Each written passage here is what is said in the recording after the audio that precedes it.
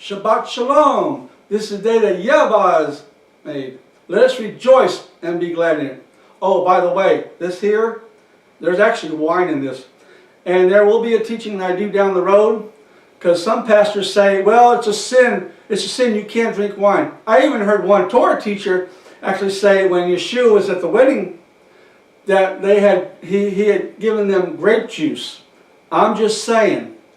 However, tonight, I'm doing a teaching on Valentine's Day, and I will show you the pagan roots of that.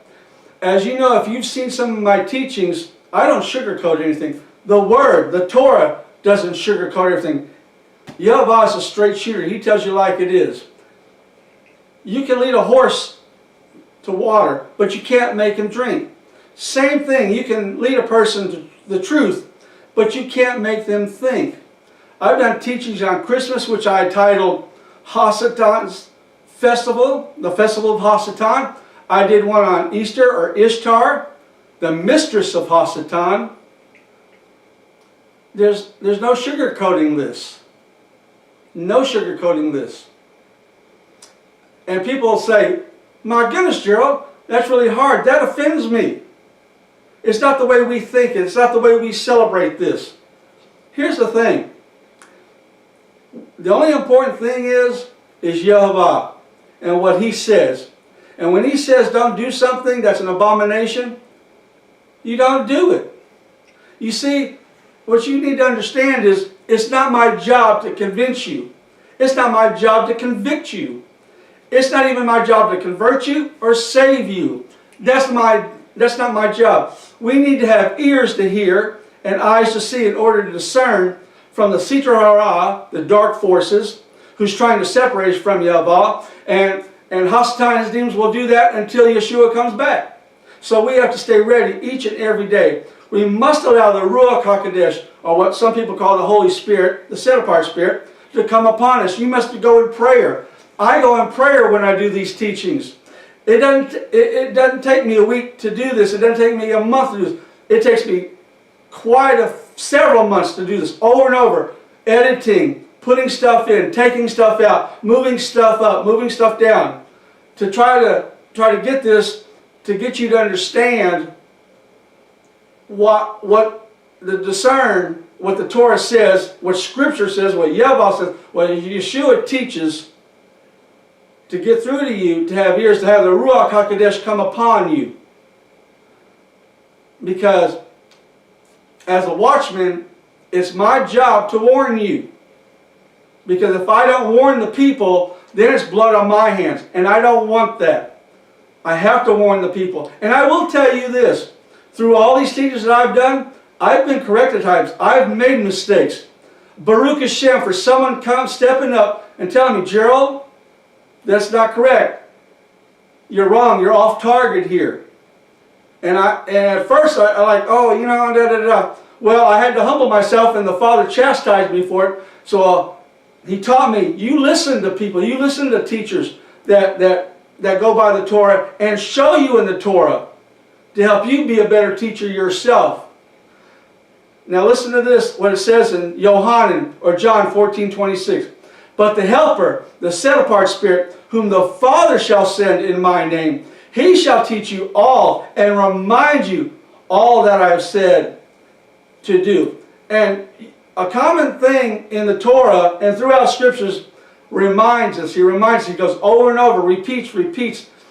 He wants to get it in our minds to understand how important this is. Just like the Shabbat.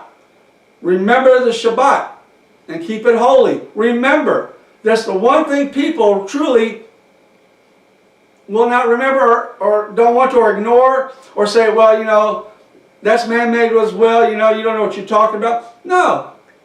The Torah tells us to remember. It's my job to tell you the truth. And what is the truth? Your righteousness is righteousness forever, and your Torah is truth. And Tehillim, Psalms 119 and 142. As you know, the world, they rush and spend billions and billions of dollars doing Christmas, putting up the phallic symbol. And what is the phallic symbol? It's the Christmas tree. And people will tell me, no, that's not why we celebrate Christmas. Like I said before, the only one that matters is Yahweh. And if he says don't do it, don't do it. And I've proven in my teaching when it comes to Christmas, especially that Christmas tree and all this other stuff that comes along with it, we're not to do it. Just like Easter, which is Ishtar. And I go into the history of Ishtar. Having little children looking for eggs. People dressing up there in their Sunday best for the Easter sunrise service. That's when a whole bunch of churches, they get full all of a sudden, especially during Easter and during Christmas. And throughout the whole other rest of the year, it really thins out compared to those 2 days. Valentine's Day is no different. This so-called ancient Roman festival of love has its roots in the pagan kinky sex rituals called Lupercalia that was full of lust, rape, fornication, adultery, and orgies. Girls were distributed to men by a lottery for sexual pleasure. Valentine's Day is nothing more than a continuation of Sodom and Gomorrah. By the way, Lupercalia means wolf. Now listen to this in Matthew 7:15. But beware of the false prophets who come to you in sheep's clothing, but inwardly they are savage wolves. Lupercalia celebrates pagan deities. Just like Christmas that I taught, just like Easter that I taught, they all have these deities. And Yahweh says, don't throw any Elohim in my face. I'm a jealous Elohim. Lupercalia, like I said, Lupercalia celebrates pagan deities. Lupercus, god of fertility. Juno, goddess of marriage and women. Pan, god of nature. It's an abomination. No matter how much you try to and justify it, it's an abomination. These are all man-made. It's pagan. The Father told us not to have anything to do with the heathens or the nations and their pagan customs. What happened when they went into the land? When Moshe brought them to the mountain and they were brought into the land, had nothing to do with those Canaanites, with their customs, their idolatry, their pagan deities. See, when you merge with people in society that does this, it comes upon you at times, and you start living it. And I've known people that do that, that came from here to here and merged with it. Israel's no different. Israel, and I will show this later, where they merged with stuff, and they were punished for it. Every action has a reaction. Blessings and curses. Life, death in the tongue. There's life and death in the tongue. And I did a teaching on gossip, Lashon Hara, the evil tongue. Everything we do, our thoughts, our actions, our words, it's either going to be a blessing or it's going to be a curse. There's life and death in the tongue. What's Yahweh tell us? Choose life. Do not be led astray. Elohim is not mocked. For whatever a man sows, that he shall also reap. Because he who sows to his own flesh shall reap corruption from the flesh. But he who sows to the Spirit shall reap everlasting life from the Spirit. The Ruach HaKodesh in Galatians 6 and 7. Valentine's Day, the gift of giving of roses, cards, and dinners, romantic dinners. To fornicators, though, and adulterers, is a gift that keeps on giving. A sexually transmitted disease, or worse, death. And I will be talking about this later, especially the sexually transmitted disease. Like I said, there's blessings and curses in our actions. So it says, flee sexual immorality. Flee whoring. Every sin that a man does is outside the body. But he who commits whoring sins against his own body. In 1 Corinthians 6:18. For this is the desire of Elohim, your set apartness, that you should abstain from whoring. 1 Thessalonians 4:3. Hasatan and his demons will do whatever it takes to destroy and separate us from Yahweh, especially through our senses. Have you ever thought about through our senses: sight, hearing, smell, taste, touch.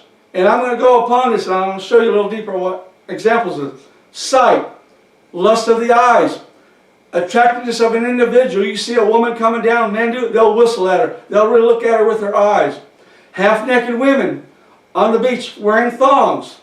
That's not modestly dressed. That's causing someone to fall spiritually. Okay? And don't get me wrong. We all fall short of the glory. There's things we need to work on, whatever it may be in our life. But like I said, sight, hearing, romantic words, or songs that tweak the ears. You'll hear a man say romantic things in a woman's ear, and she gets all emotional. Oh, how sweet, how loving. She melts in your arms. Songs, especially songs, Crazy for You by Madonna. Be My Baby, the Ronettes. Rock Your Baby, George McRae. When a Man Loves a Woman by Percy Sledge. All I Want to Do Is Make Love to You, Heart. Can't Get Enough, Barry White. Now the thing with All I Want to Do Is Make Love to You, this song by Heart, basically it's about two lonely people. This lady's driving down the road. She sees this man walking in the rain. She picks him up. Well, long story short, they get a hotel room. They make love. They're committing fornication. They're both single, so they're committing fornication. Adultery happens from a married individual. Anyway, she gets pregnant. Here's the result of fornication. Okay? But it's twinkling to the ears. The thing with Valentine's Day, it's about emotions. It's about emotions. Feel good. To get you weak spiritually, if you want to know the truth. But man has made this holiday in such a big thing, $1 billion business. Everybody rushes to do this. Not everybody, I'm sorry, not everybody. But the people who are blinded from the Torah do this.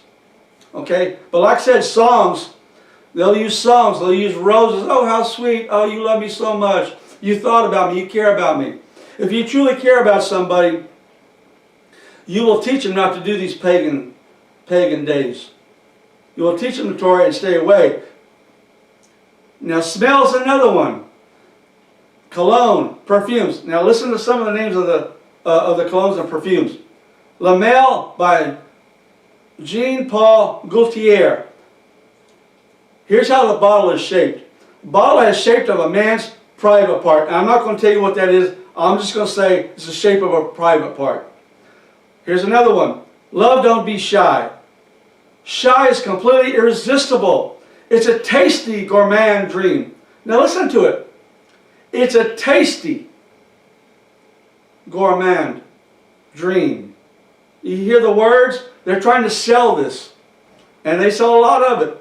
Scented candles. Oh, the aroma. Anything to get to you emotionally.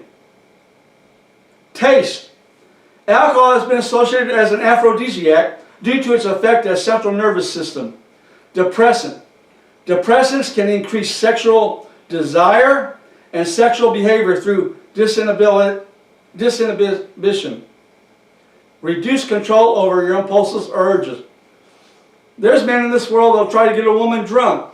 And when a person gets drunk, you're looser. You don't really know what you're doing. You actually know what you're doing. The true real comes out of you. But you lose your inhibitions.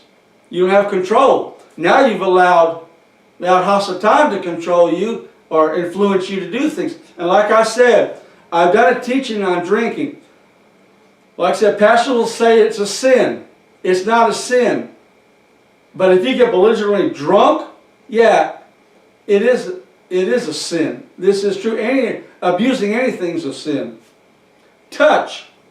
Affectionate touch. Foundation for intimate attachment. Hugging. Kissing. Sensual touch. Back. Foot massage. Cuddling. These are bridges to sexual desire to one who doesn't have your best interest. Okay? I'm not talking about between a married couple that love each other. You are to be intimate. I'm talking about fornicators and adulterers. They have another agenda. Okay?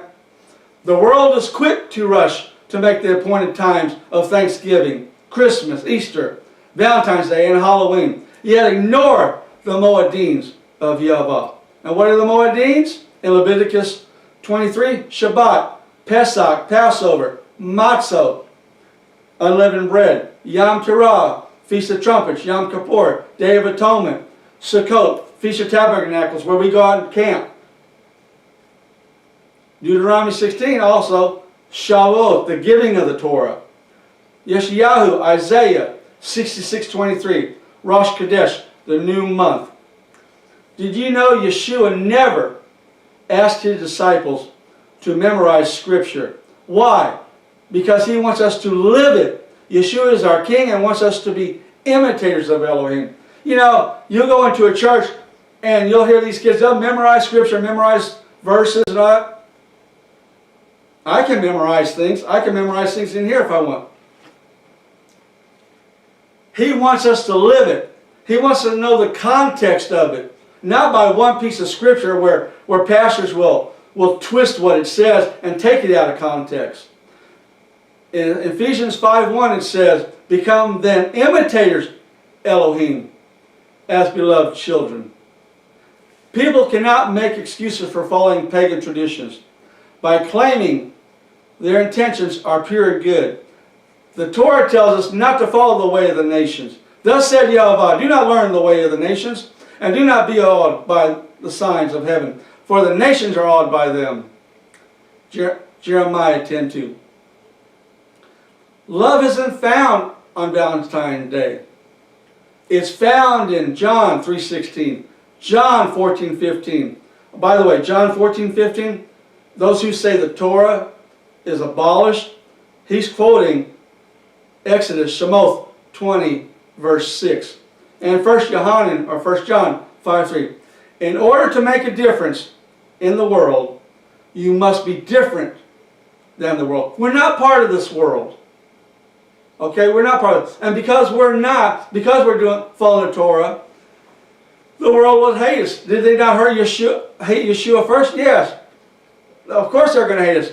I get hit by these teachings all the time. But my protector, my constitution is the Torah. Yahweh will protect me. Like I said, we have to get the message out. The easiest way to get Hasatan out of your head by getting the Torah into your mind. So you have to resist the devil. And you can do that. You have the authority to resist him. And get the Torah into your mind. And get the Ruach HaKodesh upon you. Throughout our life, Hasatan will tempt us with the goal of separating from Yahweh. Hava fell. You know, of course we weren't there in the garden. But you know, he had the sweet talker got to her emotion somehow. Surely you're not going to die. Here, eat. Here. Because when you do, you're going to know everything. You're going to be like the Most High. Oh, really? And Adam is guilty as well. Adam is guilty as well. He fell. So don't think we wouldn't fall. We were in that same position. So then, subject yourselves to Elohim. Resist the devil, and he shall flee from you. James 4:7. Yaakov 4:7. Resist him. We have that authority to do that. Keeping your eyes on Yahweh means centering your life and daily activities. Seek Yahweh's presence and guidance through prayer, study, worship, obedience to the Torah, and the Ruach HaKodesh to set up our spirit. Remember this. If you take a fish out of the water, what happens to it? It dies. If we remove a tree from the soil, it will die. If we disconnect ourselves from Yahweh, we die not just physically, but eternally. We exist because of Yahweh. Stay in His presence and live. Stay connected. Connect those dots of the Torah and live. With all my teachings, I connect the dots. Did you ever grow up as a child and you get a coloring book, and it's a connect the dot coloring book, and you're connecting dots 1, 2, 3, 4, 5, and so on. Well, slowly but surely, the more of those dots you connect and connect them correctly, you're going to start seeing a picture form. Same thing with the Torah. I'm connecting the dots, and with all these teachings. And I do go back and forth, and I do go in deeper into it. I expand on it to show you the whole picture of what's going on, to leave no doubt why we're not supposed to do it, and why, when we connect the dots, Yahweh shows us the bigger picture, as long as we have eyes to see and ears to hear. I have called the heavens and earth as a witness today against you. I have set before you life and death, blessings and curses. Therefore you shall choose life, so that you live, both you and your seed, your generations. Deuteronomy 30:19. We're to raise children according to the Torah, not according to the Christian doctrine that says the Torah has been abolished, not according to Judaism, their halakha, the Jewish law, their Taka notes that's putting burdens on people.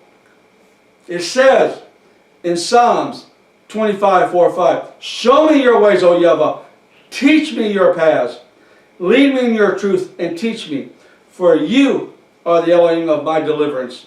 On you I wait all the day. Psalms 25:4-5. Show me your way. Show me the Torah. Show me the path. I don't want to go off the wrong path. That's what the world does. They go off another path. This way. And they're cloudy. You ever drive in a fog? You can't see in front of you. Same thing with this. If you're blinded, you can't see. And the Father does send you delusion. You don't want to learn the Torah. You don't want to open your eyes to see and to hear. He'll send you delusion. The Word says He'll send you delusion. He'll keep you blind if you want to stay blind. Now, what I'm going to talk about tonight is Strasbourg's Jews. I'm going to let you know right now, there was a slaughtering done in France, in Strasbourg, France, among the Jews. And I'm going to tell you what happened. And I will get detailed in that. Also, I'm going to talk about what does the name Valentine mean? Origins of Valentines, traditions and customs, rituals, origin of heart symbol, meaning of Cupid, billions spent on Valentine's Day, just like the other holidays, top 5 Valentine's Day purchases, and Israel merging with paganism. See, Israel's not innocent in all this. They've merged stuff. And I'll give you an example. In Tel Aviv every year, they do a gay pride parade. In Israel, in the land. Shame on you. Stop that abomination. Don't throw that in Yahweh's face. So they're not innocent either. Now I want to show you something. I want to point out something to you with the Strasbourg Jews. I'm just going to give you a little taste of it. The year was 1349, and the bubonic plague, known as the Black Death, was sweeping across Europe. Between 1347 and 1352, it killed 75 to 200 million people. Who did they blame? Who did the Christians blame? Who did many of the Christians blame? They accused the Jews of Strasbourg. And I'm going to show you what they did to them. They blamed them for that. Valentine's Day, when getting laid, is just a box of chocolate away. Again, Gerald, here you go again. My goodness, you're just hitting on it hard. I'm not going to sugarcoat this. I'm not going to sugarcoat this. Like I said, Valentine's, when getting laid, it's just a box of chocolate away. What did I say? Valentine's Day, just like Christmas and Easter, they use those emotions. Society uses those emotions. Hasatan tries to get you emotionally to the very core. Okay? There could be poison in those chocolates. But like I said, chocolate's red, it's an aphrodisiac. It gets people melting in there. Oh, you bought me chocolates. Oh, I love you so much. And fornicators and adulterers are expecting something in return. Okay, and that's sex. Okay? Now, I'm going to give you a little little snippet of Cupid, and I'll go, like I said, I'll go deeper into who Cupid is. He's a deity, and I'll go deeper into it later, but I want to give you snippets. Like I said, I'm going to connect the dots, and I'm going to paint a picture, and it's going to come clearer and clearer as I go. Cupid was known as, to the Greeks, as Eros, the god of desire and love. You hear that? The god of desire and love. Another Elohim. Also, I'm going to talk about this. Naked Roman priests smearing blood on themselves. Whipped women with the hides of animals. And like I said, a lottery system for sex. Like I said before, Cupid's original name was Eros, the god of desire and love. But listen to this. Let's go a little further. Cupid is the Greek goddess Aphrodite. Who's Aphrodite, you ask? Aphrodite is the goddess of sexual love and beauty. What's a woman use? Like I said, the perfumes. She goes half naked on the beach with their thongs. The senses, the sight, the hearing, the seeing. Hesiod was an ancient Greek poet who said Aphrodite was born from the white foam produced by the severed genitals of Uranus after his son Cronus threw them into the sea. Now, you've heard that Cupid uses this arrow, right? Oh, you know, and there's a song that I'm gonna share with you in the words that the singer sang. But normally you hear about Cupid, you know, shoot that arrow, you know, and this person will fall in love with me. Well, love doesn't work like that, okay? But anyway, Aphrodite would use two sets of arrows, one for love and another for hate, to play with the emotions of his target. Again, emotions, a bipolar tailspin, so to speak, okay? Now, speaking of Cupid, there was a song by Sam Cooke. Remember, I talked about the senses. And here's the words to Cupid, this song. Cupid, draw back your bow and let your arrow go. Straight to my lover's heart, for me, for me. Cupid, please hear my cry and let your arrow fly. Straight to my lover's heart, for me. Now I don't mean to bother you, but I'm in distress. There's danger of me losing all of my happiness. For I love a girl who doesn't know I exist. And this you can fix. Cupid, please hear my cry. Right? Greek goddess Aphrodite uses arrows for love or hate.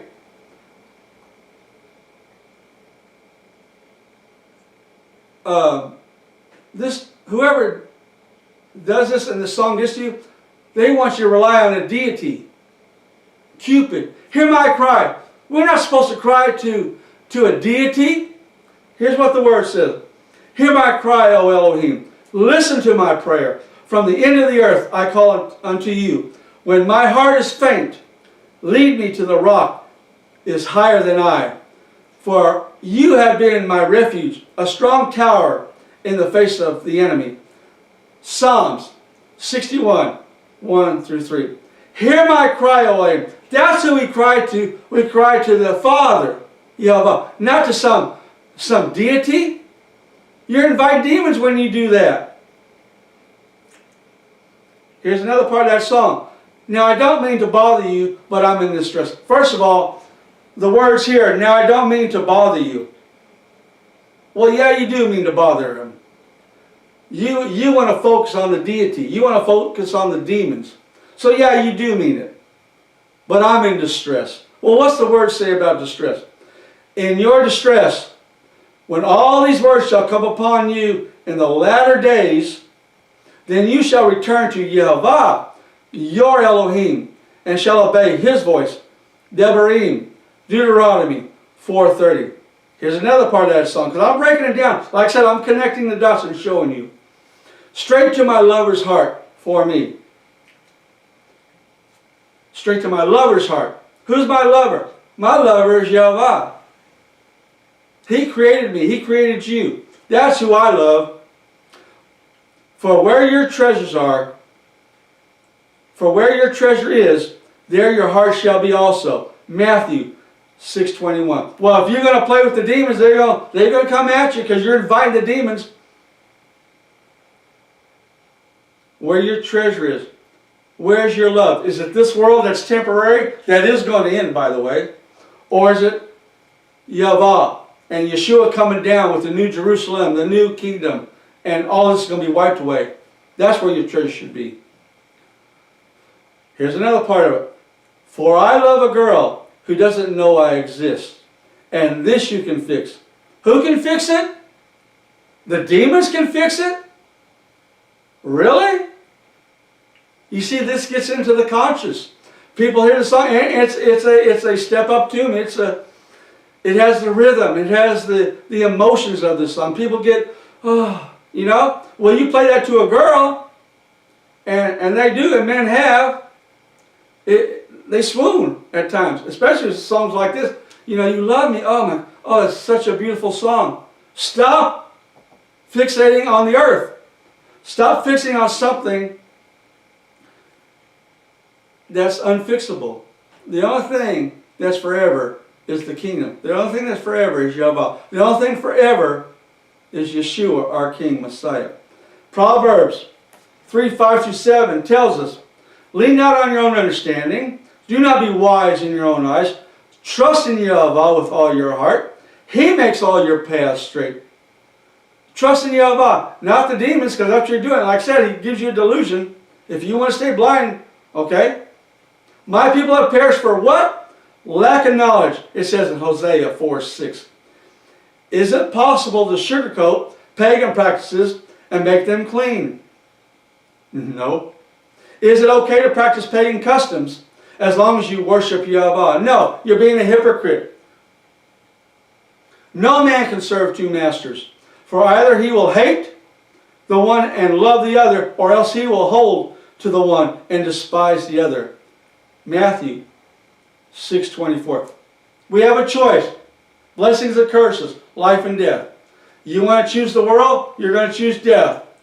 Physically, but more importantly, spiritually. Blessings and curses. You want to have a great time celebrating Christmas, Easter, Halloween, all these holidays, Valentine's Day. Like I said, I titled Fornicator's Adulteror's Buffet. Because that's really what it's about. That's the root of Valentine's Day. Okay? Now, here's a side note on Lupercalia. I'll go further in detail again. However, allow me to give you a short synopsis again what this entails. I want to remind you. Women had the blood of goats and dogs smeared on their foreheads by priests. Priests running around town naked. Goats were used for fertility and dogs for purification. And like I said, I'm going to go in further detail of this. Now, I will tell you right now, I could stop there right now and prove my point that you're not supposed to celebrate Valentine's Day. And like I said, people will rationalize, say, well, that's not what it means to us. The only thing we need to understand is, are we pleasing the Father, or are we pleasing the world? Are we pleasing hostile demons? That's what's important, is what he thinks and what he says not to do. Now the works of the flesh are manifested, which are these: adultery, whoring, uncleanness, indecency, idolatry, drunkenness, revelings. Galatians 5:19-21. There you go. And I told you I would back it up with the Torah. That's the most important thing. But I need to go further as well as far as where it comes from, the origins of these days. We're not to focus on the fleshly craving of this world. We must strive to put off the old and actively imitate the perfect, righteous example of Yeshua. We, as followers of Yeshua, must actively come out of this world, out of Babylon, and out of its pagan-infested customs, practices, and traditions. It's like a cancer.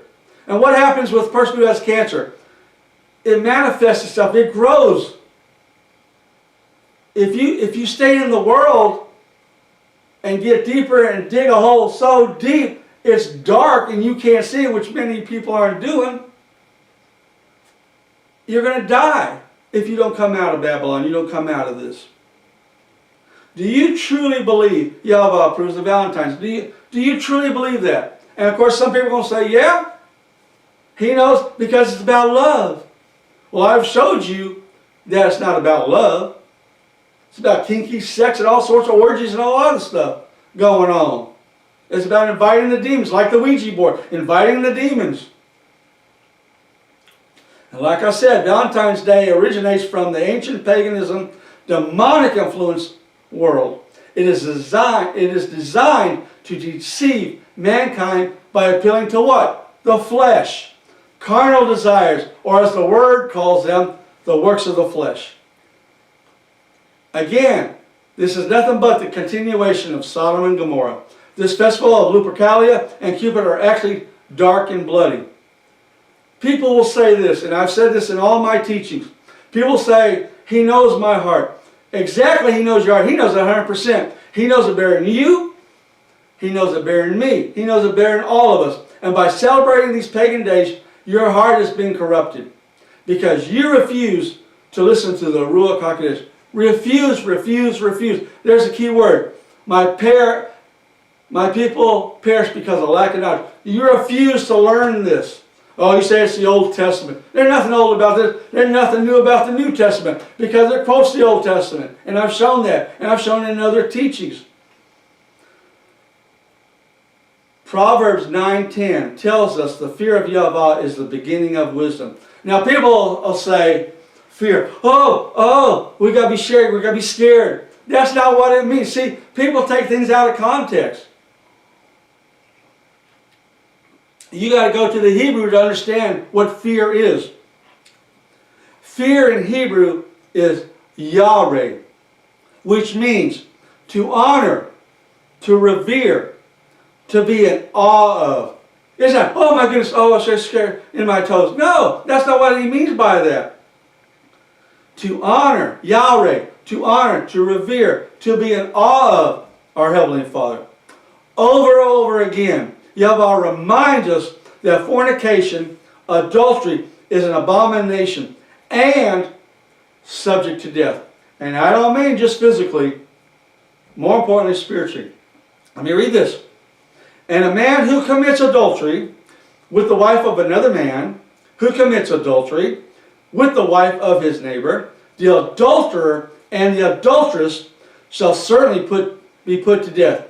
And Wakira, Leviticus 20:10. Now he doesn't stop there. And like I said, over and over, I will put not just one scripture, I'll put other scriptures to back it up. Exodus 20:17, Leviticus 18:20, Proverbs 6:32, Devarim or Deuteronomy 5:21, Deuteronomy 22:22.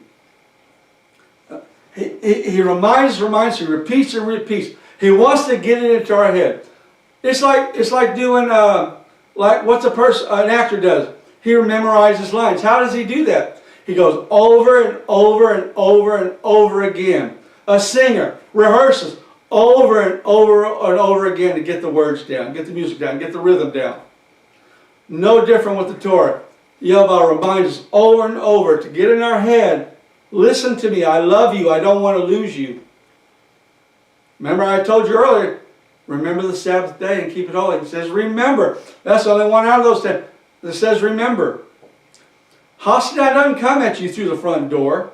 He looks for cracks in your foundation. And I've said this before. Have you ever seen a blade of grass come through concrete? How can that happen? Through concrete, a little blade of grass? This little weak little thing? Yeah. One would think concrete is solid as a rock. On the surface, smooth with no cracks, solid as a rock. But underneath, where you can't see maybe cracks and an opening for that tiny blade of grass to come through. We must focus on the foundation that has no cracks. We must focus on our rock. And who's our rock? Who's our rock? Because he has no cracks. Torah is our constitution. It's perfect. Yahweh is my rock and my stronghold, and my deliverer. My El is my rock. I take refuge in him. My shield and the horn of my deliverance, my high tower. Psalms 18:2. You remember that line in Forrest Gump? Remember that line Tom Hanks said in the movie Forrest Gump? My mom always said, life is like a box of chocolate. You never know what you're going to get. Remember? And I talked about chocolates earlier. You never know what you're going to get. Unless you study the Torah, life would be like a box of chocolates. Because you're not going to realize you've inherited lies. Yirmiyahu, Jeremiah 16:19. We've inherited lies from our fathers. Unless you study the Torah and have ears to hear and eyes to see and allow the Ruach HaKodesh to come upon you, you're not going to know their lies, and that's what's happening with the world. Like I said, with all these pagan days, all these pagan-rooted days, they don't know. They want to stay blinded. They don't want to research this. They just don't, well, you know, the pastor says this, my rabbi says this, the Orthodox, unorthodox rabbi says this. We go what he says. Well, question it. Because let me tell you something. When it comes to Judgment Day, and we're standing there before Yeshua, because he's the one who decides, because no one goes through me but to the Father, but through me, through Yeshua. It's an individual thing. It's not a family thing. Okay? So time is short. Like I said, we're the watchmen. We're to be the watchmen. We're to warn people. And I know I'm going to get hit with it. I get hit with all of this stuff. I mean, like I said, you're going to burn in hell. You're a liar. You're working for Hasatan. I answer to the Father. And as long as I stick to the truth of the Torah, I'm fine. In fact, I'm very strong because of it. Like I said, you're not going to know what you're going to get until it's too late unless you immerse yourself in the Torah. Without the foundation of the Torah, you'll be poisoned by this world. We must remain true to the Torah of Yahweh. We must be faithful witnesses in this generation. We must sound the alarm, hoping and praying that ones who teach false doctrines will teshuvah, turn back. And the ones who have bought into false doctrines will find deliverance. We must be the watchmen. Warn people, it says in Ezekiel 33, 7 through 9. And I've said this before, like I said, and I will repeat this from time to time.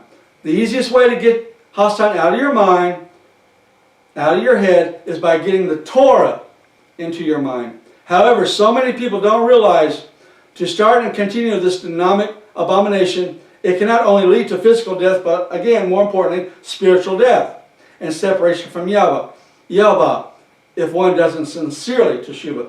You know, you can ask for forgiveness, but let me tell you something. Like I said before, Yahweh knows our heart. And if you're not sincere about it, you're not going to listen to that. Do not be led astray. Elohim is not mocked, for whatever a man sows, that he shall also reap. In Galatians 6:7. You remember what I said earlier? A gift that keeps on giving. You know how people give in Christmas time, give gifts at Christmas. They do it in Easter too. Well, Valentines, like I said, it's no different. They give gifts, right? Well, with Valentine's Day, like I titled it, Valentine's Day, a fornicator's adulterous buffet, a gift that keeps on giving. With Valentine's Day, a gift that keeps on giving, a sexually transmitted disease or worse, death. Like I said, all these things that are associated with Valentine's get to your emotions. You lose your inhibition. You can get drunk. Emotions through candy, through flowers, the roses, cards, hugging, massage. Oh, I love you so much. Oh, let's celebrate tonight and finish this off with having adulterous or fornication of sex. Now, there's consequences to that, okay? Like I said, again, I'm telling you, I'm connecting the dots of the consequences of Valentine's Day.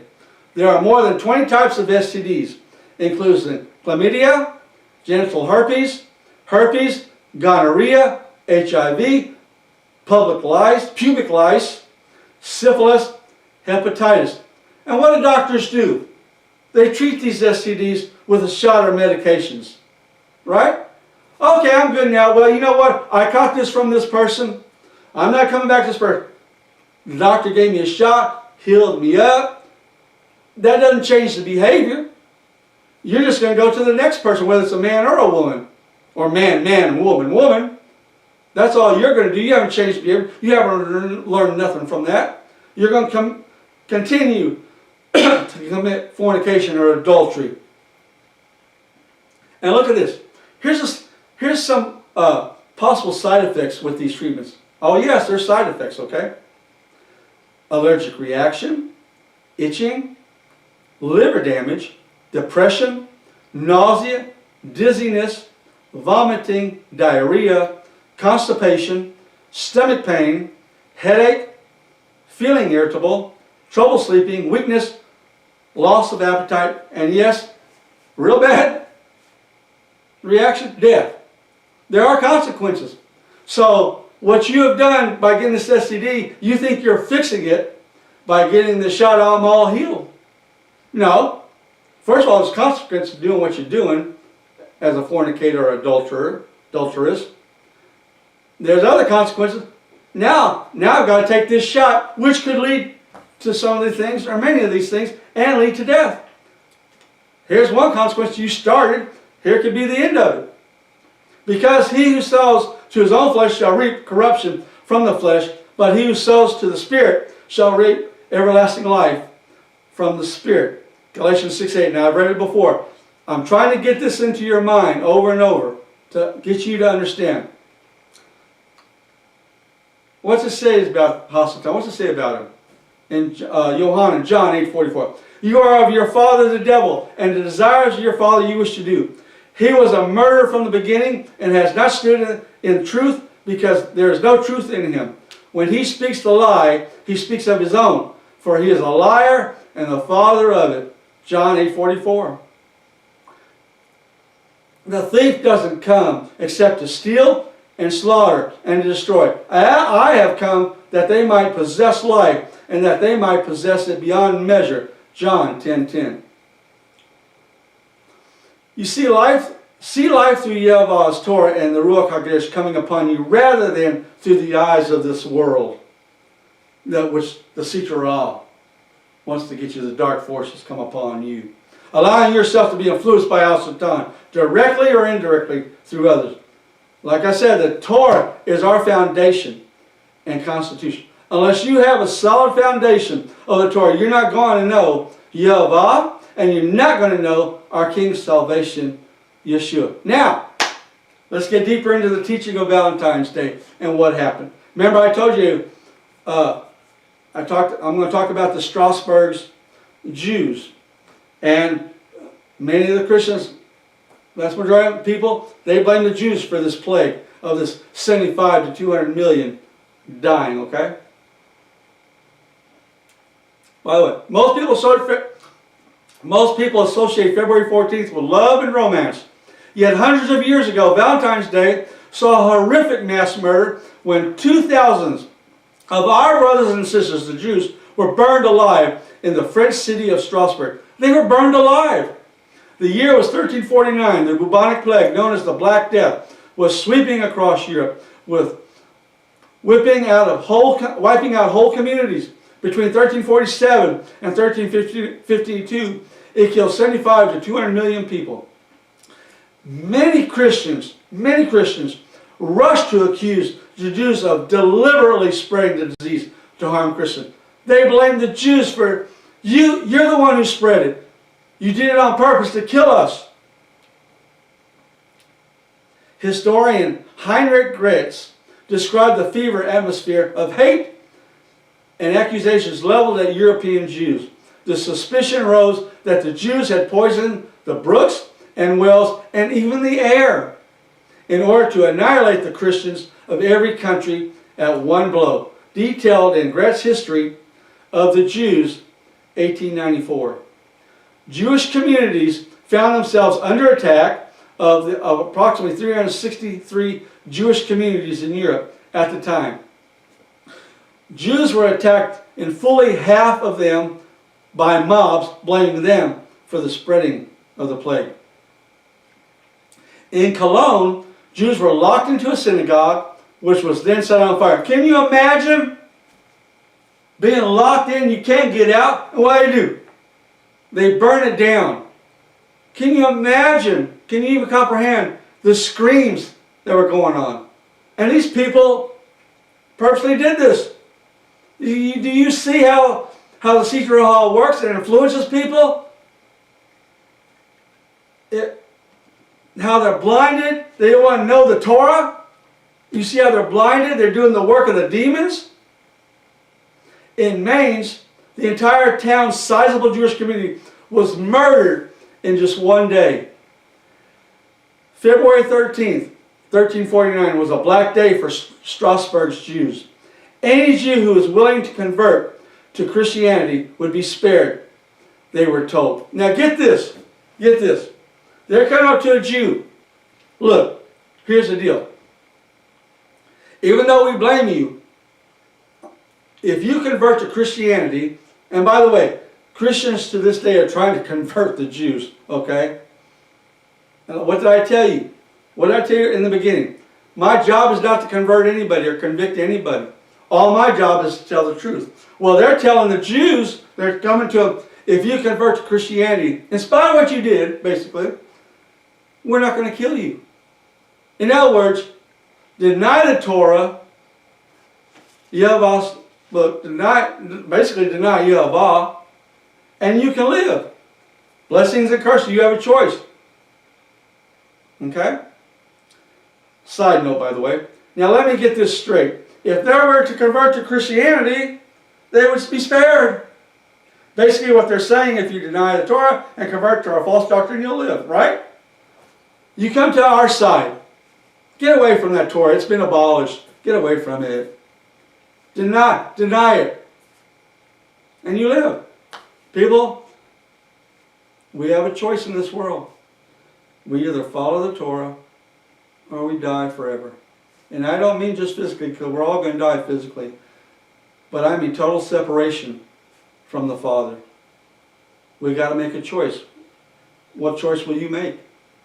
I want to be with the Father. That's where it's perfect in the new world to come.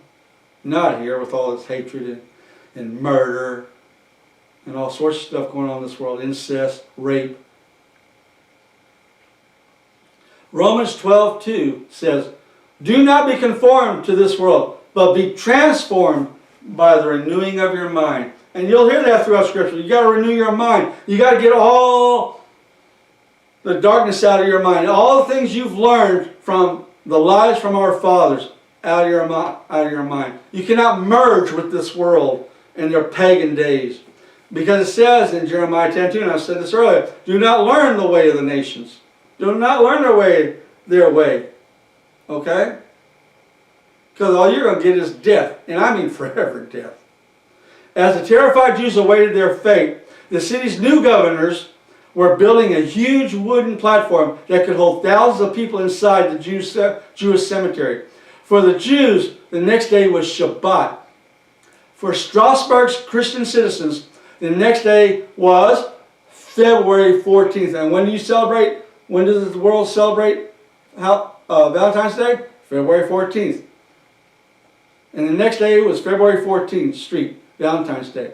They designated this Saints' Day as the date on which they would execute, murder Strasbourg's entire Jewish population. They chose Valentine's Day to do this.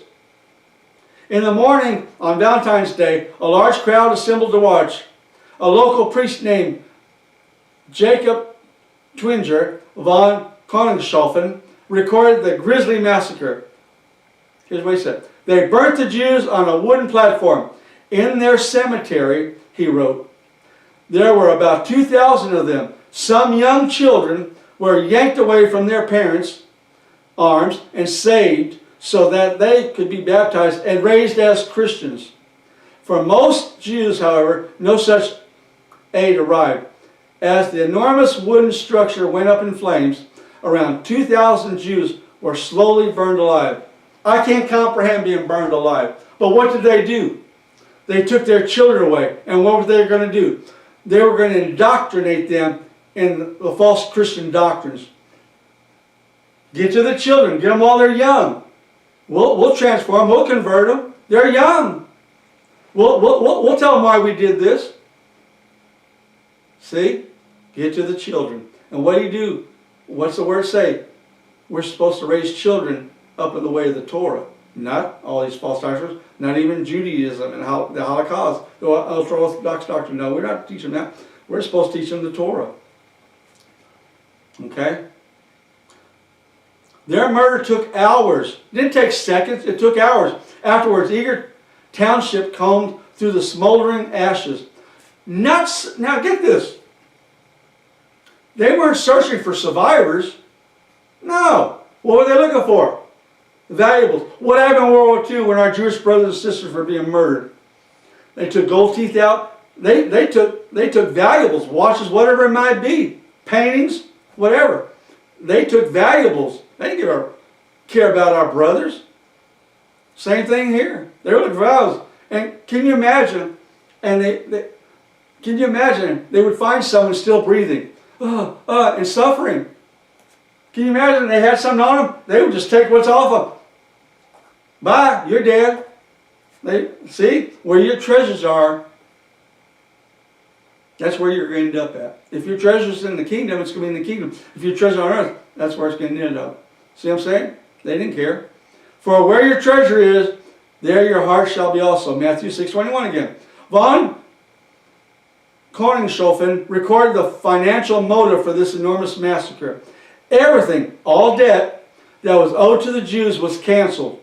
The council took the cash that the Jews possessed and divided it among the working men proportionately.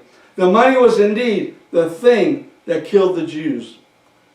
If they had been poor and if the feudal lords had not been in debt, they would not have been burned. Let me tell you something. Yeah, they would have been burned. Because, what did I say earlier? They blamed them for the plague. Yeah, they were gonna be burnt. They were going to be murdered, okay? So I don't agree with that part of it. Strasbourg's mob government and citizens faced no criticism. A few months later, Emperor Charles IV officially pardoned the citizens of Strasbourg for killing their town's Jews and for stealing their money. What did he do? These people murdered them. And I'm talking about people who were involved with this. He pardoned them. Oh, it's okay, don't worry about it. You can't pardon that. There's a death sentence for murder. And he pardoned it. Don't worry about it. You're pardoned. Now, what does the name Valentines mean? Valentine comes from the Latin Valentinus, which derives from valens, to be strong, powerful, mighty. The Torah describes a man with a similar title in Bereshit 10, 8, and 9. And Cush brought forth Nimrod. He began to be a mighty one on the earth. He was a mighty hunter before Yahweh. Therefore it is said, like Nimrod, the mighty hunter before Yahweh. Genesis 10, 8 through 9. Now, if you listen to my teaching of Easter and Ishtar, I talk about Nimrod and how it formulated into Easter and where it came from and the origin of that. Now, do you see how I'm connecting dots with all of this? I hope so. Valentine's Day is a time to celebrate romance and love, but the origins of this festival of candy and Cupid are actually dark and bloody. On February 14th, sweethearts of all ages will exchange cards, flowers, candy, and more lavish gifts in the name of Saint Valentine. However, like I said before, at the root of this modern holiday is a beautiful fiction. Saint Valentine was no lover or partner of love. Origin of Valentine's. Though no one has pinpointed the exact origin of the holiday, one good place to start is ancient Rome.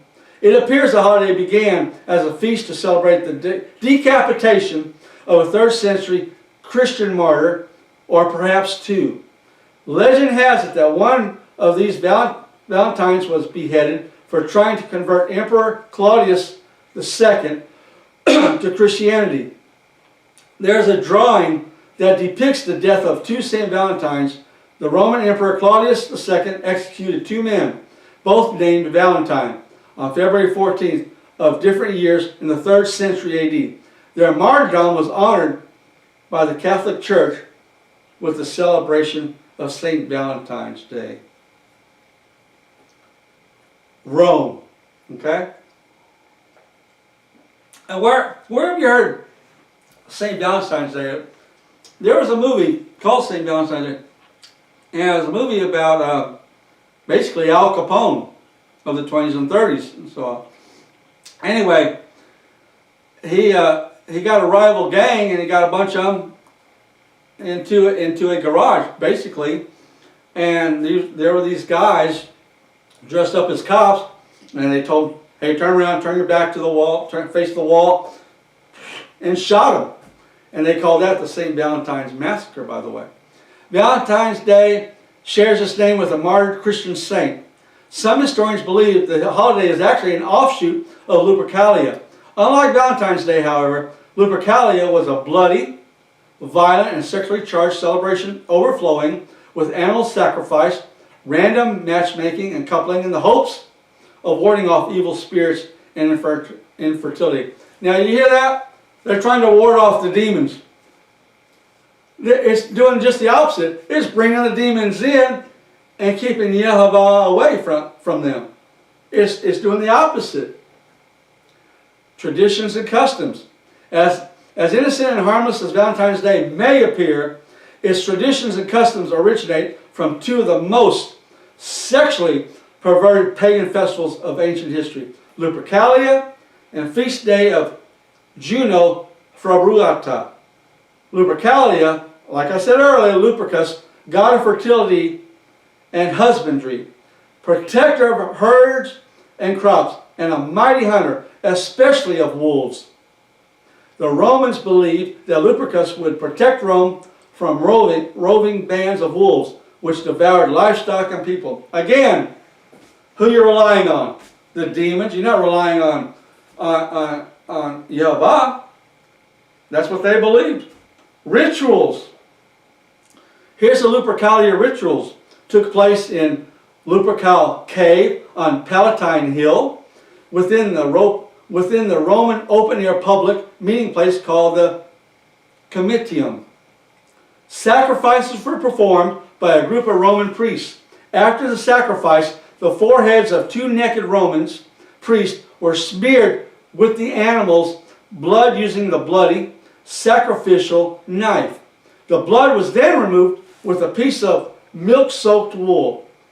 During this festival, the brutal gala, including a matchmaking lottery in which young men drew the names of women from a jar. The couple would then be coupled up for the duration of the festival, or longer, if the match was right. From February 13th to February 15th, the Romans celebrated the Feast of Lupercalia. The men sacrificed a goat and a dog, then whipped women with the hides of the animals they had just slain. The Romans romantic were drunk, they were naked, says Noah Linsky, a historian at the University of Colorado at Boulder. According to his research, young women would actually line up for the men to hit them. They believed this would make them fertile. After Constantine had made the Roman Church brand of Christianity the official religion of the Roman Empire, AD 325 by the way, church leaders wanted to do away with the pagan festivals of the people.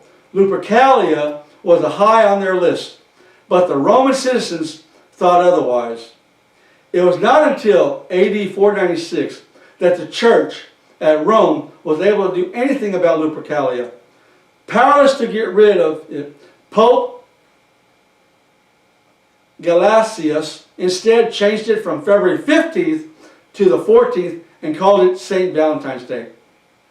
Now let's talk about feast day of Juno Frabruata, the goddess of the fever of love in ancient pagan Rome. Now, remember I talked to you about songs and how they try to get to your emotions and weaken you, basically. Or you choose to be both, like women do, and men as well. It gets to their psyche as well. There's a song called Fever. Now, I want you to hear the words of this. Never know how much I love you. Never know how much I care. When you put your arms around me, I give you fever that's hard to bear. Chicks were born to give you fever, be it Fahrenheit and centigrade. They give you fever when you kiss them. Fever if you really learned. Fever till you sizzle. But what a lovely way to burn. Now going back to feast of Juno Februata, the goddess of the fever of love, she was also known as goddess of women and marriage and of marriage. A box was provided so single men could draw a piece of paper on which a woman's name was written. The couple would then form a temporary hookup for the erotic games to follow. They would remain partners for the next 12 months. Sometimes marriage resulted from this practice. Fornication, okay? Orgy. It's fornication. Period. It's wrong. The church was opposed to this display of open eroticism and sensuality. They tried various ways of changing the festival. One method was to replace the women's names with those of saints in short sermons. The young women and men were expected to emulate the life of the saint whose name was on the pieces of paper that had been drawn. However, old habits are difficult to break, and in time the public preferred the old ways. By the 14th century, they reverted back to the use of girls' names. In the 16th century, another attempt to go back to saintly Valentines was unsuccessful as the first attempt. Now get this. Go back to saintly Valentines. There's nothing saintly about Valentine's Day, okay? It's nothing but an orgy. It's nothing about erotica. It's nothing about... It's just sex, okay? It's perverted, okay? Nothing saintly about it. In 494, Pope Gelasius first renamed the festival the Feast of Purification of the Virgin Mary. It is now called the Presentation of the Lord. This recognizes the time when Mary was purified in the Jewish temple after having given birth to Yeshua. Really? And what do Catholics do? They pray this over and over. I'm not going to say the prayer, but they saw Mother Mary, all this over and over. And the Word tells us not to repetitious prayers. Don't do that. And we're not to pray to Mary to begin with. Okay? But do you see how they rewrap it? They're trying to rewrap it. That is what Austin does. He rewraps things. Unless you know the history, you wouldn't know that. And I'm going to tell you right now, there's people in this world don't care. Well, that's them. That's the way they did that. That's them. We don't do it this way. It's all about love for us. Well, what you don't understand is the love of the demons, whether you know that or not, because it's surely not the love of Yehovah. Now, let's talk about what does the heart symbol have to do with a day honoring Nimrod / Valentine. The title Baal means Lord or Master, and is mentioned throughout the scriptures as the Elohim of pagans. Yehovah warned his people not to worship or even tolerate the ways of Baal, Nimrod. In ancient Chaldean, the language of the Babylonians, by the way, Baal, which is similar to Baal, meant heart. This is where the Valentine's heart symbol originated. Now you know. Cupid, remember I talked about Cupid and about that song earlier and the words to it. How they're trying to reach out to this deity instead of Yehovah. So let's go further into Cupid. Cupid comes from the Latin verb supere, meaning to desire. Cupid was the son of Venus, Roman goddess of beauty and love, also known as Eros in ancient Greece. He was the son of Aphrodite. Cupid can be traced back to 700 BC as one of the Greek gods. But despite his infant form, that baby, widely known as these days as Cupid, began his mythological life as a man who had more power than any god. See, that's their belief. They believed Cupid had more power than Yehovah. According to myth, he was responsible for impregnating numerous goddesses and mortals. Cupid was a childlike archer. Remember, Nimrod was a skilled archer. He was a hunter. Mythology describes Cupid as having both a cruel and happy personality. Bipolar. Okay? Every year, on February 14th, Valentine's Day, is marked by shades of pink flowers, chocolates, romantic movies, and wine, as well as music, by the way. and images of a magical baby boy who flies around shooting arrows at people. Now, I've seen this in schools. I've seen this in malls and shops. This Cupid shooting the arrow. People buy this stuff.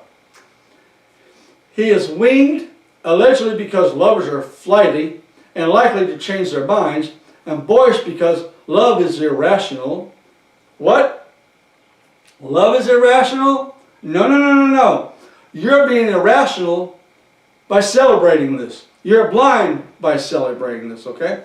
His symbols are the arrow and torch, because love wounds and inflames the heart.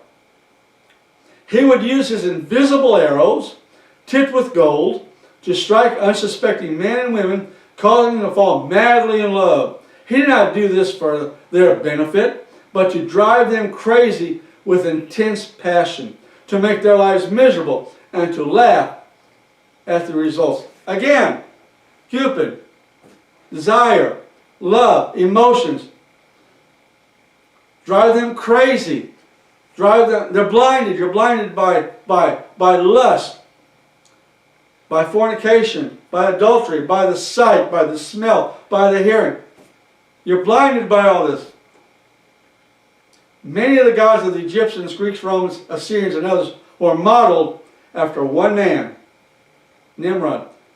The mention of Cupid typically conjures up images of a cherub, which is an angel, winged infant wielding a bow and arrow. But this wasn't always the case. Long before the Romans adopted and renamed him, Cupid was known as the Greeks as Eros, the god of desire and love. One of the first authors to mention Eros, circa 700 BC, was Hesiod, who described him in Theogony as one of the primeval cosmogonic global deities born of the world egg. Remember, I talked about eggs, and if you watch my TV, I talked about the egg and where that came from with Ishtar, Easter. However, later accounts of genealogy of Eros vary, describing him as the son of Nyx and Erebus, Aphrodite and Eris, Iris and Zephyrusiv, or even Aphrodite and Zeus, who would have been both his father and grandfather. Armed with a bow and sparkle filled with both golden arrows to arouse desire and leaden arrows to ignite hostility. Arrows struck at the hearts of gods and mortals and played with their emotions. What's Valentine's do? Plays with your emotions. What's Christmas do? Plays with your emotions. What's Easter do? Plays with your emotions. What does Halloween do? Plays with your emotions. You see a common thread? Are you seeing the dots, how I'm connecting all the dots? You see the picture coming to life now? It deals with emotions. And people fall for this. They don't want to come out of it. There will be people coming out of it, though. There will be a hunger in the latter days and a thirst for the Torah. In one story from ancient Greek mythology, which was later retold by Roman authors, Cupid, Eros, shot a golden arrow at Apollo, who fell madly in love with the nymph Daphne, but then launched a leaden arrow at Daphne so she would be repulsed by him.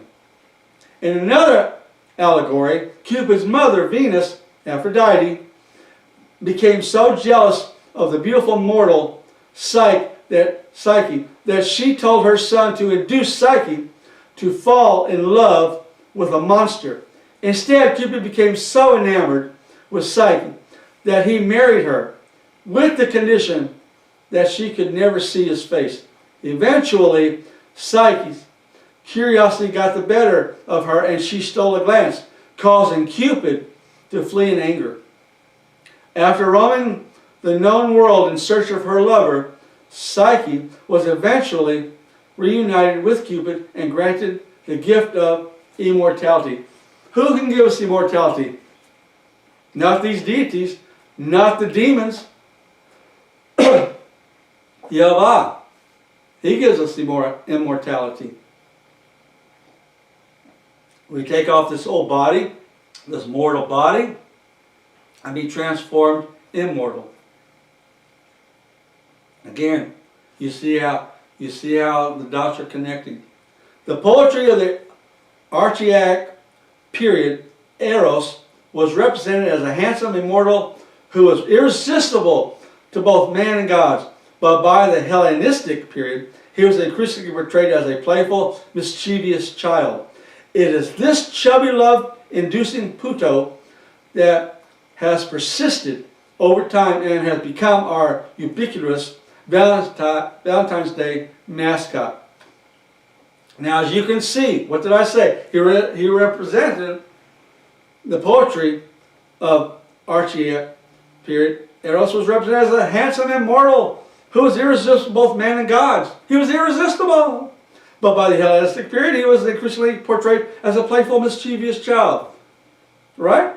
Chubby little inducing Puto that has persisted over time. Right? Now he's a little child.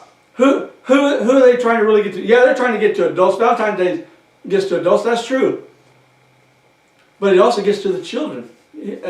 Hasatan tries to get to the children. And if you go into the elementary school, I'm telling you right now, in the elementary school, first grade, second grade, fourth, fifth, sixth graders, they have parties. They have a Valentine's Day party. And I can tell you right now, they have it to this day.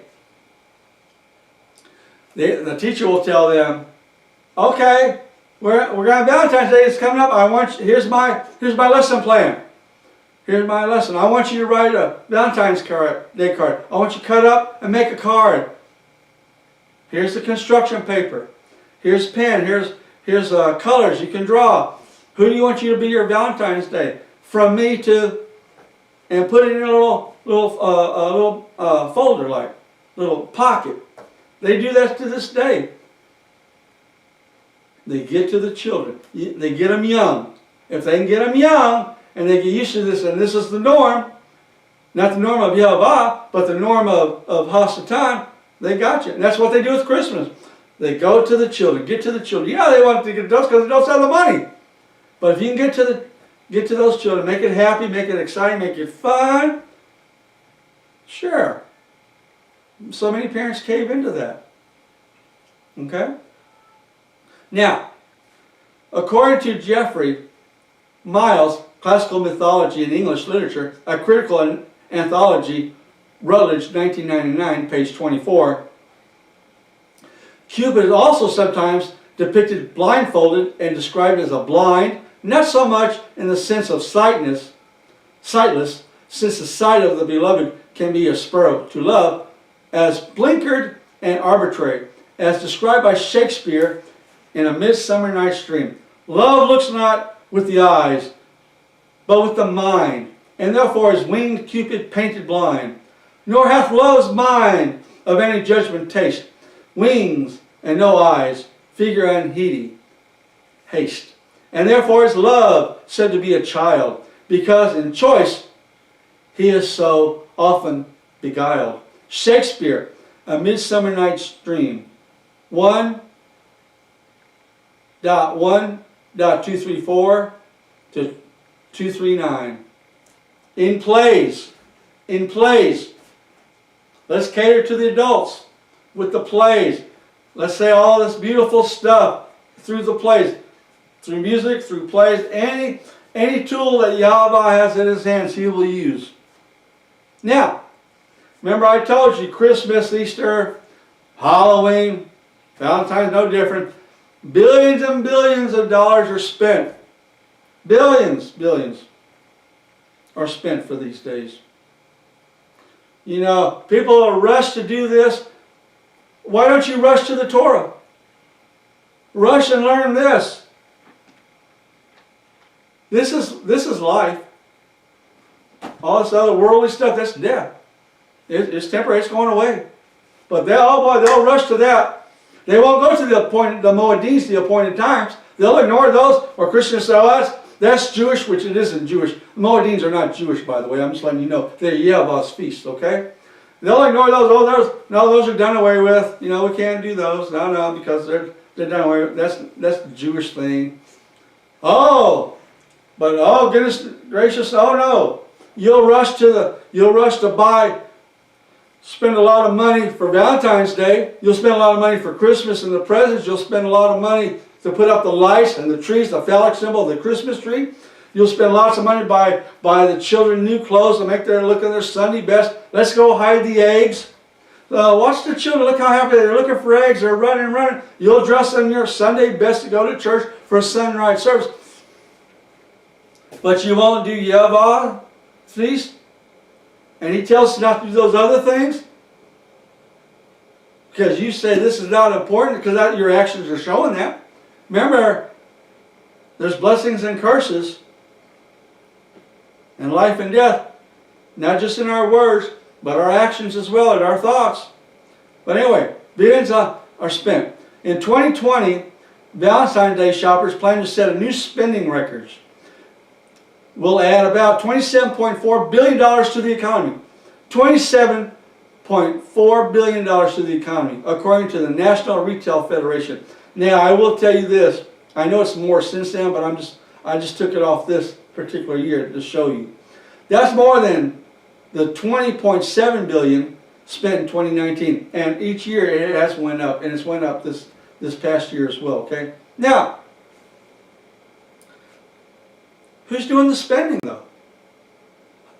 Let's break that down. Who's doing the spending, okay?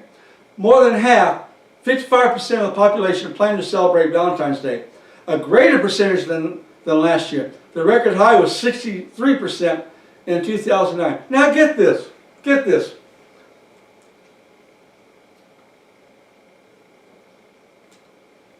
It's bad enough one person is doing it, okay? Doing this pagan day. Celebrating this.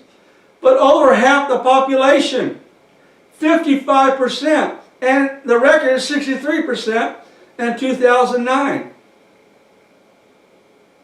Do you see how Satan's working this? Do you see if we don't have a solid foundation of the Torah, this will happen? And like I said, we all fall short of the glory. There's something we all got to work on. And I'm not saying that. But I'm just talking about this, what I'm talking about here. Okay?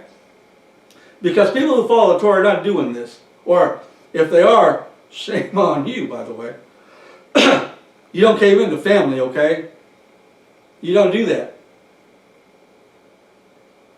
You don't weaken yourself and allow hostility to influence you with any of these pagan days. Now, 55% majority.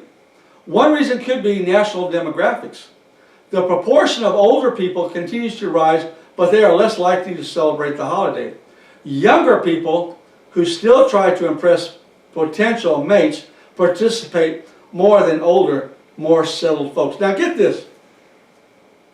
Younger people who still try to impress their mate. I'm going to impress her. I'm going to buy her. I'm going to buy her flowers. I'm going to buy her candy. Take her to a romantic dinner. I'm going to make her melt in my arms. She's going to be all goosebumpy and all giggly and all that. Oh, you really love me. You really love me. The testosterone in male and the estrogen in women is really high at a young age. Okay? And that's why I titled what I titled it, Valentine's Day, a fornicators / adulterers buffet. I do it for a reason. And like I said, I named it that way for a reason. And like I said, people are going to say, oh, goodness gracious, Gerald, you're harsh, you're hardcore. I'm not going to sugarcoat this. This is about life and death. I'm not going to sugarcoat this. And it's up to you to research it. I'm just giving you the information. It's up to you to believe it or not. I'm not here to convince you. I'm not here to convert you. As the watchman, we're to warn you. And that's what I'm doing. That's what I'm doing with all these teachings. And I pray you come out of Babylon. I pray that you lift the blindness off of your eyes and allow the Ruach to come into your life to wake you up. We all have to be woken up on something. I didn't start doing this a long time ago. I woke up, I started asking questions, started researching, asked teachers. Well, how come we don't do the Sabbath? How come we don't? Where did Christmas come? Where did the name come from? I asked questions. They would give me an answer. Well, let me research this. Because it's between me and the Father. Like I said, this is not a group thing going to the kingdom. Each one of us individually are going to be judged. Each one of us individually need to come to this. And I'm going to tell you right now, marriage, the divorce in this country that I know is well over 50%. And I'm going to tell you why. Now, I know people say financial, adultery, fornication, all that. I'm going to tell you why. I'm going to tell you why. Because your relationship is not centered on Yehovah. Because what Yehovah puts together, no man, not Hasatan, who tries to break up marriages, by the way, you can't come between that. I'm not saying you're not going to have ups and downs in a marriage. Yeah, you are. But if you center your life around Yehovah and you study the Torah, how to live, and be imitators of Yeshua, doesn't matter what you go through. You're going to stick together. And the Father's going to bring you closer together. Okay? But, I digress. Let's go back to it. According to the NRF, 62% of those between the ages of 35 and 44 will celebrate. That's more than 60% of those between the ages of 25 and 34 who participate. Another 58% of those between 18 and 24 years old will do so. 51% of those aged 55 to 64 will participate. See that? Even between 55 and 64, it's still a majority. 46% of those over 65 will celebrate. Oh, and that's a little less than a majority. But let me tell you something. It has to be 0%. It can't be 1%, 0.1%. It needs to be 0% celebrating this. Now, I said it was a multi-billion-dollar business. How much are they spending? Individuals are spending around $196.31 per person. That beat the 2019 record of $161.96 per person. The lowest spending was $102.50 per person in 2009. Men spend almost twice as much as women. Men, $291.15. Women, $106.22. Now, here are the top 5 Valentine's Day purchases. More people shopped for less expensive gifts, proving the adage that it's the thought that counts. Oh, the thought, you love me. Oh, it's the thought, you know. You don't have to really give me anything. It's the thought. Let me tell you something. If our thought is not on Yehovah, it's on the demon. If you're thinking about celebrating a pagan holiday, you're not thinking about the Father, you're thinking about these other deities. The Word says, remember I told you what I titled Valentine's Day, you lust in your mind?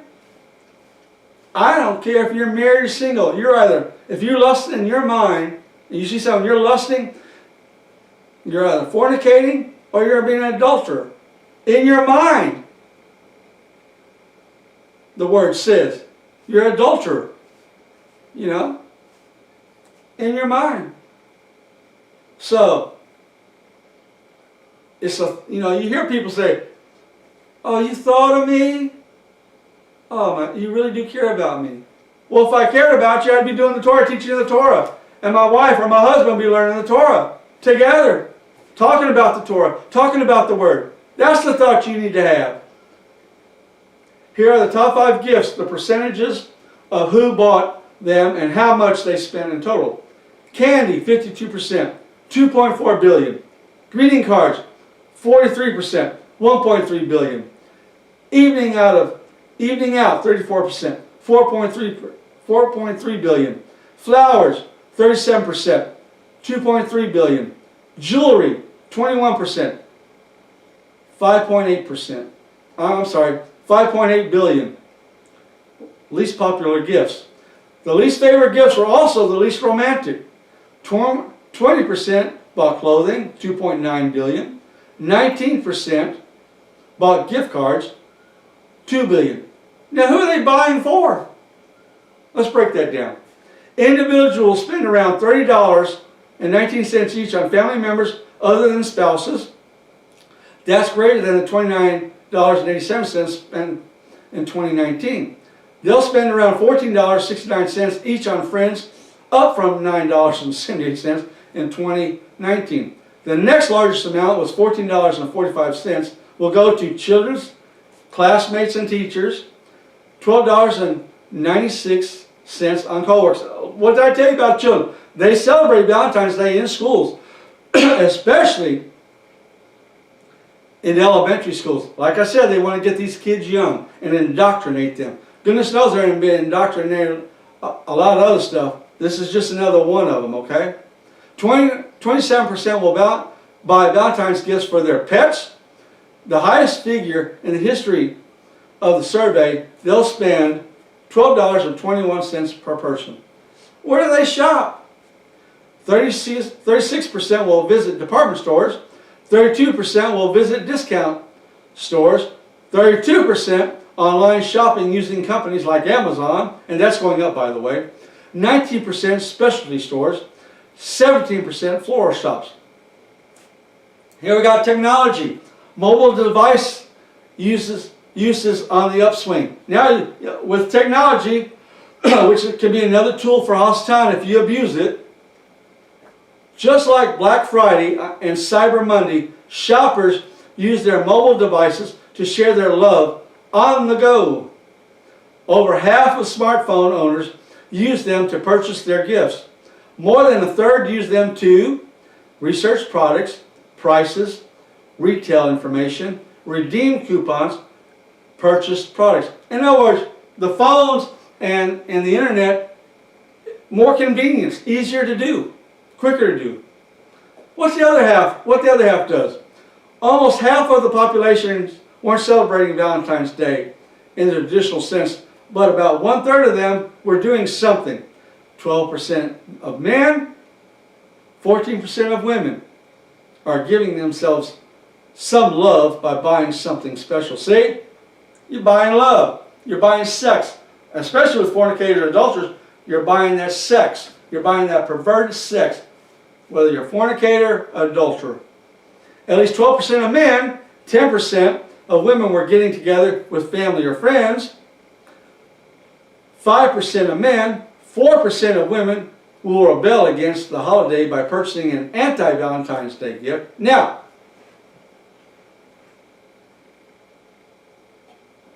remember I told you earlier,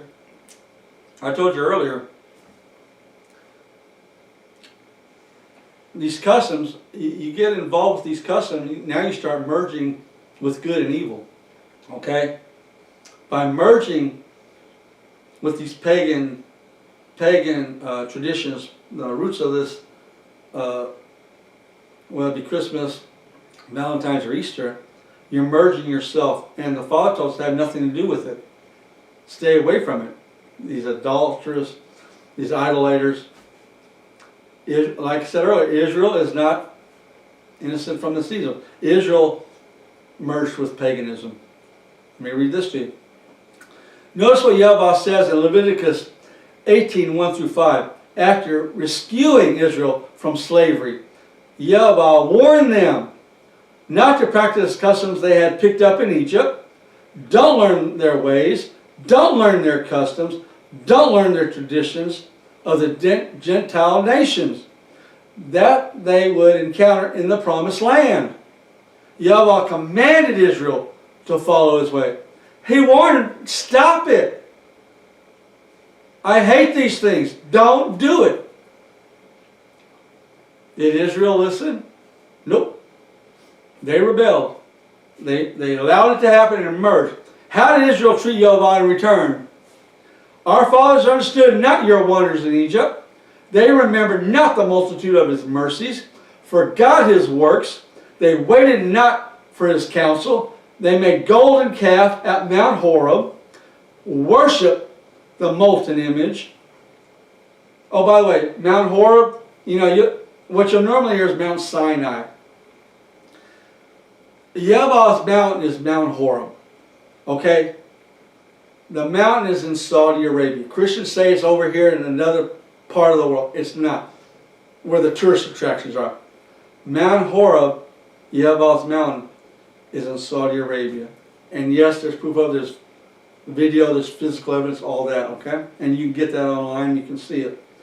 Again, they made a golden calf at Mount Horeb, worshipped the molten image. They changed their glory into the likeness of an ox that eats grass. They forgot what miraculous things that had been done in Egypt. They believed not his Torah, but murmured in their tents, grumbling. Didn't listen to the voice of Elohim. They joined themselves to Baal, Peor, and ate the sacrifices of the dead. They provoked him into anger with their intentions. You can see this in Psalms 106:7, Psalms 106:13 through 14, Psalms 106:19 through 22, Psalms 106:24 through 25, Psalms 106:28 to 29. Yahweh explicitly commanded Israel to cast out and utterly destroy all nations that occupied the promised land. Canaan, above all, his people were not to make political alliances with them or marry into their families. You can't merge, you can't mix. You can't mix good and evil. You know how the world now is today? They'll say evil is good and good is evil. You can't not merge. Okay? You cannot marry into their families. And it talks about this in Deuteronomy 7:1 through 3. Deuteronomy 7:5. Deuteronomy 7:16. Deuteronomy 7:4 tells us, "For he turns your sons away from the following me, to serve other mighty ones, the deities. Then the displeasure of Yahweh shall burn against you and promptly destroy you." He's warning us not to do this. I'm showing you clearly in Scripture. Clearly, I'm connecting those dots to show you the picture. He's warning us not to do this. In Tehillim, Psalms 106:34 through 39 tells us they decided to do things their own way. They did not destroy the nations, mingled among the heathen, learned their ways, served their idols, which were a snare unto them, slaughtered their sons and their daughters, two demons, by the way, shed innocent blood, even the blood of their sons and of their daughters, whom they sacrificed unto the idols of Canaan. Went a-whoring with their own deeds. To give them a reality check and let them know he meant business, Yahweh gave Israel over to their enemies. Israel teshuvah and cried out to Yahweh. Yahweh rescued them with their bellies full and lives protected. The Israelites went back to pursuing other Elohims. Yahweh punished Israel again. Israel teshuvah and cried out to Yahweh. See, they didn't learn. You know, they cried to Yahweh, "Oh, please help us, please take us away from, get the enemy away from." He did that. Well, when things settled down, they didn't learn anything. They ran right back to what they were doing. And that's what happened in this world today. You get into a crisis. What happens? You get into a crisis. You change for a slight point. All you're doing, you're not really changing. You are changing for that moment, that's true. But it's only temporary. It's really not a true change. Because unless you've learned from the crisis, you're going to go back to your own ways. If you don't change your habit, you can stop it for a while. But if you really don't learn and want to change, you're going to go back to it. And that's what Israel did. That's what they're doing today. That's what the world does. They're coming back. They're merging and doing this for centuries, since the fall of man. And every time we cry out to the Father, oh God, when you're in a crisis. Oh, but when things are going good, all of a sudden you don't need them? Because that's what most people do. That's what most people do. But when they need them, we cry out to them. Well, guess what? We need them 24 hours a day, 7 days a week. Why do we need them 24 hours, 7 days a week? because Hasatan will come at us. He's not going to stop until the Messiah comes and crushes his head. Crushes him, kills him, gets the demons all out. And we, as Israel, will be in the kingdom forever with the Father. And let me tell you something. The Word tells us we're not guaranteed tomorrow. So you got to live today like it's your last day. Because you're not guaranteed tomorrow. We got to make it right now. Okay? We have to renew our mind. We have to go and pray. We have to allow the Ruach HaKodesh to come upon us for protection. We need that full armor, it says in Ephesians 6. The full armor of Yahweh. We need that hedge of protection. Without it, we're lost. We're lost. I'm telling you right now, we're lost. Yeah, we can resist the devil. We have the authority to resist the devil. But unless you're learning and changing your ways toward the Torah and the foundation of Torah and what it says to do. Because Torah, they'll tell you Torah means law. Well, the law. Well, really what Torah means is instructions. This is our instruction book. You build something, right? It comes with instructions. You read the instructions and you follow instructions. People can build things with instructions, right? But they're not building their spiritual life with the instructions of the Torah. That's what needs to be done. We need Yahweh to break us down. He's the potter, we're the clay. We should want Him to mold us the way He wants us to be imitators of Yeshua, the way He walked, our example, our King, our shepherd. So went the deliverance, idolatry, punishment, teshuvah, cycle, and tell him Psalms 106, 40 through 46. He used the Assyrians, one of the most brutal warrior nations in history, to invade, conquer, enslave, relocate the entire northern kingdom of Israel in 2 Kings chapter 17. It says in 2 Kings 24 and 25, Yahweh sent the southern kingdom of Yehudah, Benjamin, and Levi into the Babylonian exile because they kept, at least physically, the true Sabbath, which is a special sign that identifies the one true Elohim and His people, it says in Shemoth, or Exodus 31, 12 through 18. The Shabbat is a sign of His people. Not Monday, not Tuesday, not Wednesday, not Thursday, not Friday, not Sunday, but Shabbat. And by the way, I could do a teaching on the days as well. Monday, Tuesday, Wednesday, Thursday, Friday, Saturday, Sunday. These are all pagan deities, okay? Research it. Trust me, it is. So I could do that. But that is a sign of His people. The Israelites were severely punished because they lusted after pagan customs. And what's Valentines all about? Really? And what I titled it? Fornicators. It's a fornicators, adulterous buffet. They lusted.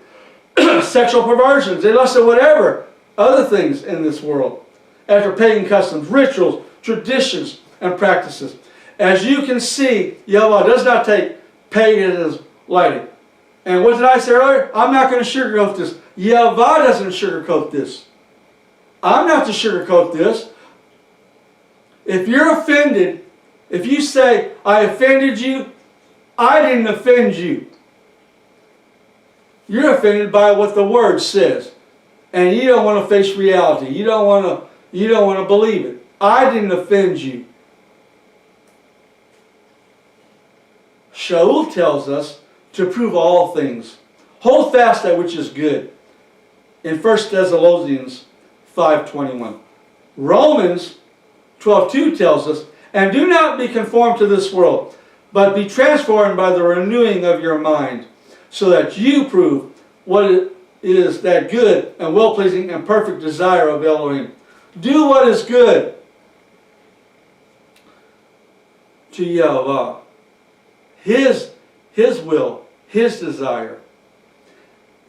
People cannot make excuses for following pagan traditions. By claiming their intentions are pure and good, the Torah tells us not to follow the way of the nations. Again, Jeremiah 10:2. Again, I'm going to repeat that because the Word repeats. Constantly wants to remind us.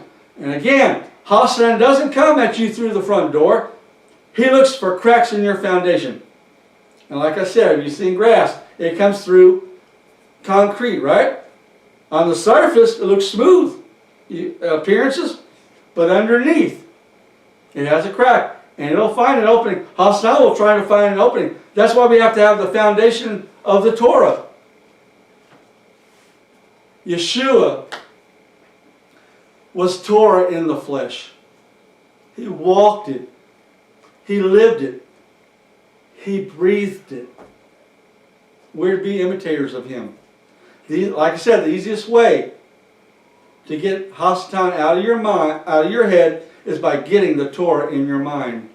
Hasatan has deceived the whole world, it says in Revelations 12:9, in multiple ways, especially when it comes to intimate relationships. Valentines is just one of those tools for deception.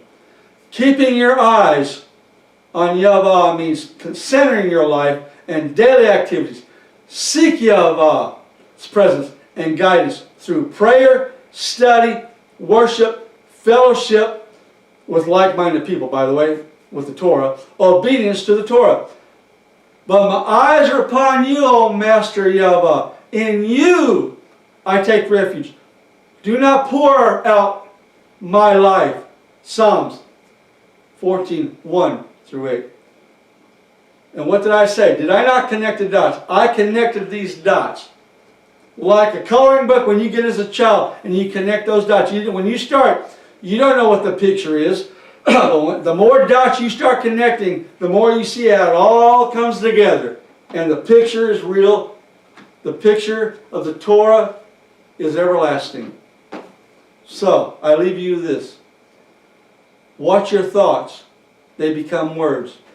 Watch your words. They become action. Watch your actions. They become habits. Watch your habits. They become your character. Watch your character.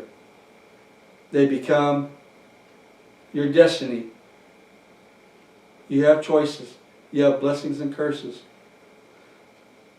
Life and death in the tongue. Which direction do you want to go? You want to go this direction toward Hasatan and die spiritually and have for eternal separation from Yahweh, or do you want to go toward this direction and the Torah and have everlasting life? It's up to you. Shalom Aleichem. I love you and Yahweh loves you. Shabbat Shalom.